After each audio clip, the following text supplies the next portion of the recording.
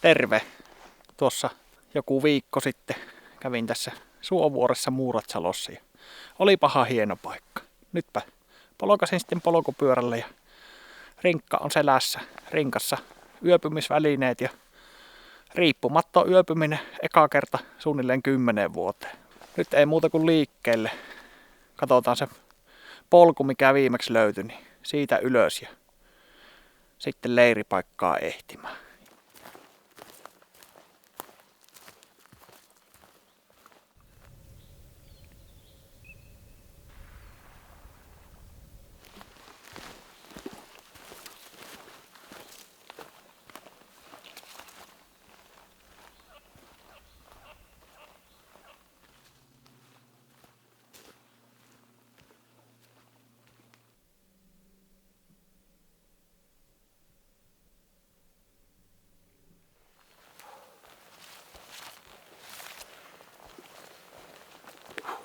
Kyllähän tää ihan kuntoilusta käy, vaikkei hirveän iso mäki olekaan.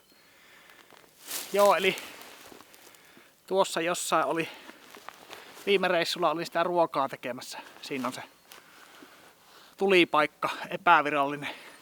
Silloin kahtelin tuonne suuntaan, että siellä on semmoista mukavan näköistä mehtää. Niin minä käyn ainakin kahtoo se, että oisko siinä. On tässä tietysti tämäkin reuna, niin ihan riippumatolle sopivan näköistä. Mutta sehän tuossa riippumatossa se hieno homma on, että ei tarvitse tätä maata silleen kateella. Eli kunhan on 2 puuta suunnilleen sopivalla etäisyydellä toisistaan, niin siihen saa silloin nukkumapaikan pystyyn.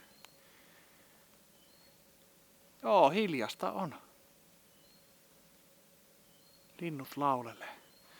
Mutta jatketaanpa matkaa ja minä kahtelen sopivan leiripaikan jostakin.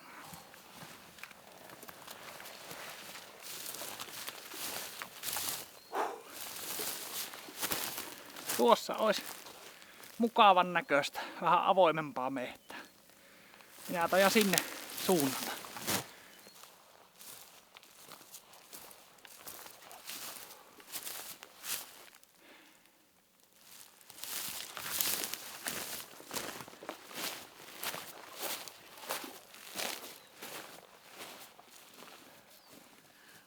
Tässä minä nyt kahtelen paikan. Eli Suovuori on tuossa vieressä.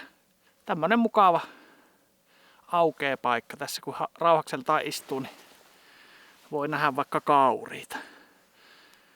Vähän taisi turhan paljon laittaa päälle, kun mulla on tuolla verkkopaita ja ohkainen merinovilla ja sitten vielä tää anorakki. Niin ei olisi tarvinnut ihan näin paljon olla. Tuossa kuitenkin tuli 10 kilsaa pyörällä ensin ajettua. Sitten vielä rynyttyä tuo mäki ylös. No niin, katsotaanpas. Elikkä 2 puuta.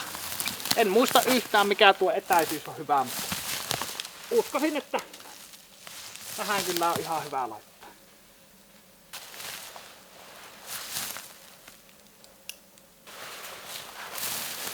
Testataan. Tipahtaako?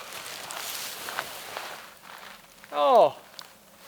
Siihen vaan tarppi päälle, niin hyväpä on.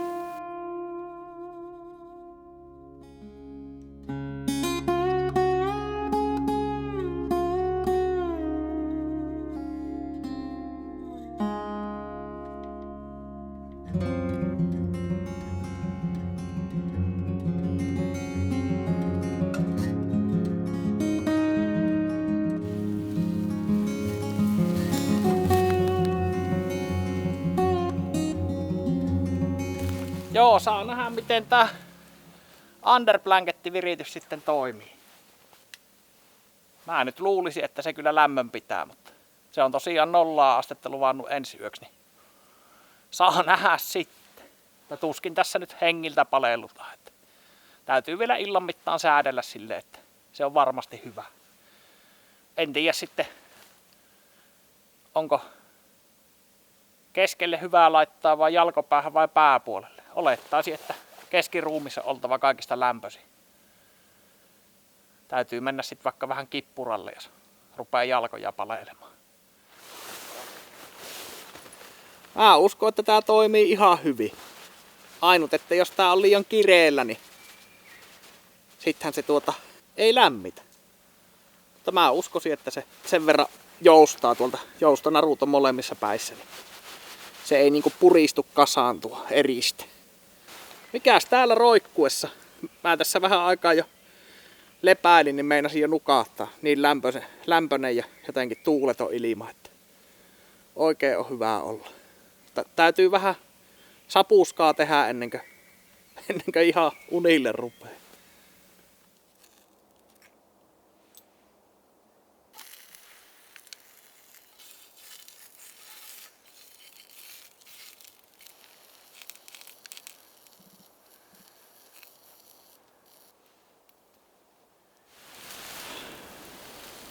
Aurinko alkaa jo laskea tuonne riippumattoleirin taakse ja kello nyt ei vielä paljon ole, mutta minä tajan siirtyä tonne Petiin jo. Jotenkin on niin veto pois. Silleen hyvällä tavalla väsynyt. Ja nytten kun täällä luonnossa on, niin saa nukkua niin pitkään kuin nukuttaa. Se on aina yksi semmonen meikäläisen retkeilyssä, mistä tykkään, että jos nukuttaa, niin voi nukkua ja sitten jos tuntuu, että haluaa lähteä hyvissä ajoin, niin voi tehdä vaikka niinkin. Minä käyn levolle, jatketaanpa riippumattoretkeä huomenna. Öitä. Oi. Huomenta. Yö meni rattosasti nukkuen. 12 tuntia nukuin. Riippumatossa ei ollut valitettavaa, eikä tässä Underblanketissa toimi minusta ihan niin kuin pitikin, mutta makuupussivalinta oli nyt vähän tälle yölle huono. Se oli nollassa, ellei sitten jopa miinuksen puolella yöllä. Ja tää on komfortti +8, eli mä siinä kotoa lähtiessä mietin, että pitäisiköhän ottaa paksumpi pussi, mutta sitten ajattelin, että no on sitä nukuttu ennenkin ohkaisella pussilla ja kylmä oli. Alta ei tullut sillä lailla kylmä, mutta niinku semmonen kokonaisvaltainen kylmyys. Olin sikiöasennossa tässä keskellä riippumatta semmoisessa sykkyrässä. Mutta siinä kyllä sain nukuttua hyvin. Oli nostalgista pitkästä aikaa nukkua riippumatossa. Ja silloin tosiaan aikanaan tuli riippumaton kanssa vaellettua kauan ennen kuin on mitään videota kuvaillut. Ja mulla oli semmonen jättiläismäinen tää tarppi silloin. Siinä oli tosiaan tilaa siinä alla. Mäpäs voisin laittaa vanhan kuvan tähän. Ei ole riippumaton leiri, mutta mulla oli siihen aikaan telttana semmonen tosi minimalistinen. Vastas vähän niinku semmoista bivi-majoitetta lähinnä, että siinä ei ollut tilaa edes lukea siinä teltassa, mutta köykäinen oli. Ja sit mulla oli tapana aina kantaa se jättiläismäinen tarppi mukana, niin mä sain tehtyä semmosen vedeltä suojatun leirin. Ja no, se oli sitä aikaa.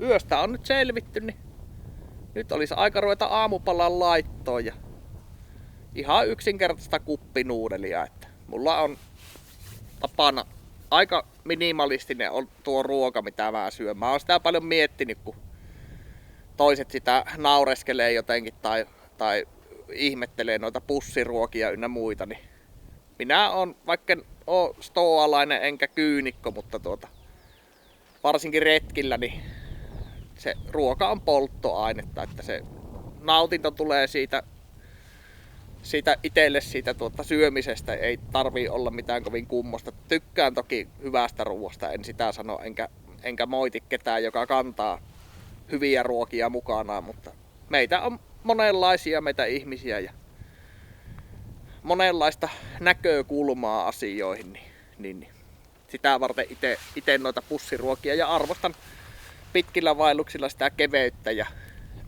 pussiruokien sitä, että kun ei tarvitse tiskata astioita. No, siinä on tietysti tää muoviroska näkökulma, mikä itteekin aina mietityttää, mutta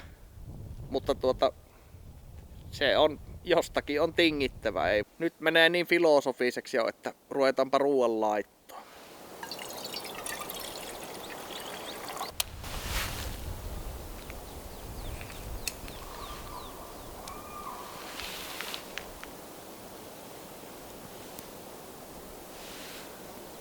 Kurjet huutaa tuossa jossain.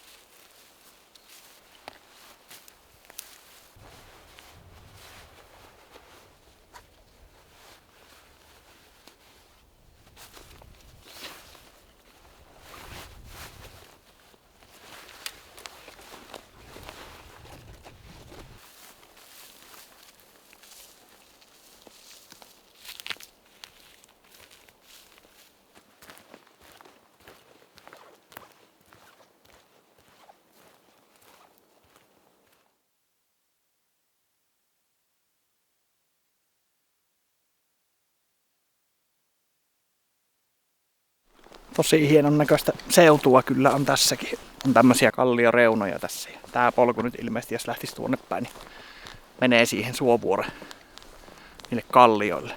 Sitä ei ole kartassa piirretty sitä polkua, mutta siellä on viimeksi ollut.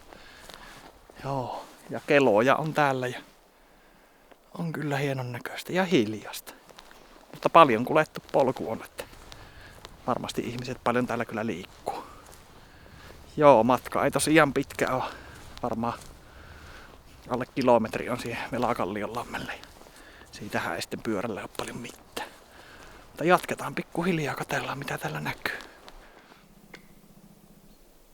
On tosiaan jykevän näköiset kalliot. Tuonne reunallehan sitä pitäisi riippumaton kanssa mennä roikkumaan. Joo, nämä tämmöiset jylhät kalliothan on tänne Muuratsalon niinku ominaista. On Hakolan vuori ja Suovuori ja onhan tuolla tuo Lullin vuorikin sitten. On jylhän näköistä seutua.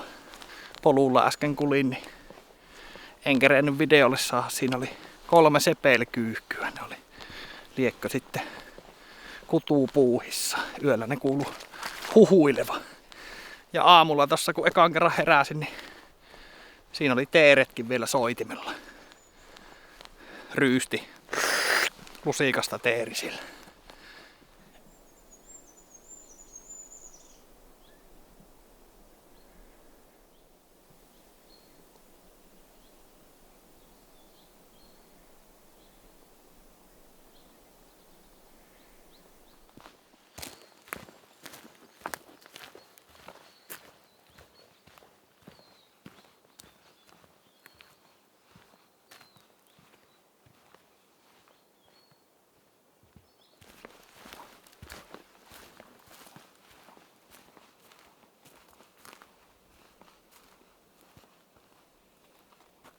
Velakallion lampi saavutettu. Eli pyörä on tossa ihan lähellä. Olipahan mukava käydä pitkästä aikaa riippumaton kanssa yöpymässä. Kylmä yö. Se on tottumiskysymys. Ja se on jälkeenpäin sitten hauskempi retki, kun on vähän palellut. Että tässä kesän mittaan varmaan just tuossa mietin, että tämmösiä lähiretkiä niin tuun tekemään ja tuun niitä myös kuvaamaan ja julkaisemaan. Ne ei ole kauhean suosittuja ne lähiretkeilyvideot, mutta minä kun en työkseni tätä videohommaa teen, niin mulla ei sillä lailla ole sillä merkitystä. Että siellä on varmasti ihmisiä, jotka niitä mielellään katsoo ja vaikka ei tuhansissa olekaan, niin onpahan ainakin joku. Ei mitään, hieno reissu, mukava oli lähteä taas keväiseen luontoon. Tästä nyt polkasen kotiin ja miettimään seuraavia retkiä. Kinkonvuori on yksi, mitä on miettinyt. Siinä on teltalla vähän huono olla. Riippumatolla olisi hyvä olla. Ja sitten joku tämmönen vaellus, eli useamman yö reissu. Kävis kalalla vaikka jossain järvellä ja yöpys viikonlopun siellä mehtissä sitten. Mutta minulla ei tällä kertaa muuta ole. Kiitos seurasta, kiitos katsomisesta. Muista laittaa yläpeukkua, jos videosta tykkäsit. Kanavan saat tilata ja kannattaakin tilata, niin saat ilmoitukset. Ja minulla on se kanavan tukijäsenyyskin mahdollista. Eli se on 2 euroa kuussa.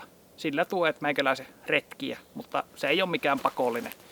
Eli semmoset tukijäsenet, niin ne näkee videot aikaisemmin ja niistä on laittanut kaupallistamisen pois, eli niissä ei ainakaan pitäisi olla mainoksia. Sitä en tiedä, että miten se toimii, onko niissä vai eikö. Mutta ainakin pyrin siihen, että ne mainokset olisi pois. Mutta se ei ole mikään välttämättömyys, että siihen ei ketään pakota, enkä välttämättä edes kehota, mutta se tuo meikäläiselle aina retkikassaa sitten, jos siellä jäseniä on. Ei muuta tällä kertaa. Nähdään seuraavassa videossa. Moro!